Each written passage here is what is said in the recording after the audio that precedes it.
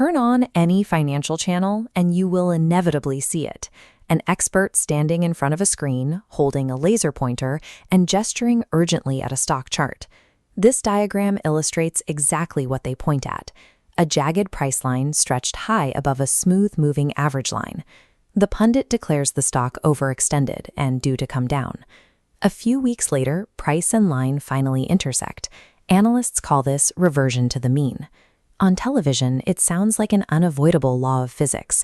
It is described as a sort of financial gravity.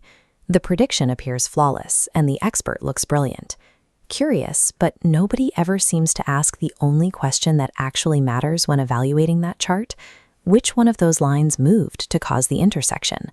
We assume the line acts as an anchor, pulling the price back down. But treating that intersection as cause and effect is an illusion. Our basic assumptions about how these charts work are entirely backward. To understand why, we have to look at what that smooth moving average line actually is. Mathematically, it is a bucket holding the last 200 days of prices. That is all. This sequence shows how that bucket operates day to day. Every time the market closes, the oldest price falls out of the back and the newest price drops into the front, pulling the average forward. The line has no physical properties. It is simply a memory of past prices, dragged along on a strict schedule. It has never once pushed or pulled anything. We can test this by running a controlled thought experiment. Imagine a stock sitting quietly at a flat price of exactly $100. On this chart, a flat price instantly steps up to $110 and freezes forever. Now watch the average. As old prices fall out and new ones drop in, the average steadily climbs until it perfectly merges with the frozen stock. If you showed this final chart to an analyst, they would point to it as a perfect reversion to the mean. But the price did absolutely nothing. Zero reversion happened. The measurement simply caught up. A frozen stock makes the math obvious, but does the real world behave this way under the chaos of live trading?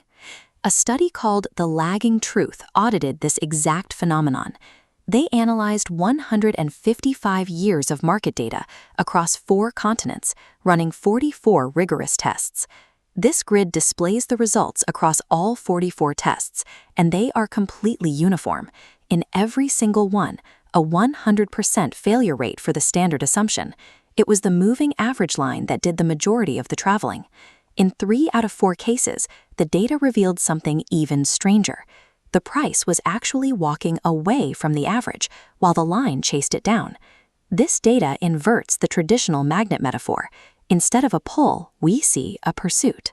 The average hunts the price, and the famous moving averages, the 50-day and the 200-day indicators that have countless books and newsletters dedicated to them, behave identically to lines that nobody watches. The market treats the legendary 200-day average exactly the way it treats the 183-day average, a random time frame with 0 fans. The perceived magic of these popular indicators is a self-fulfilling illusion.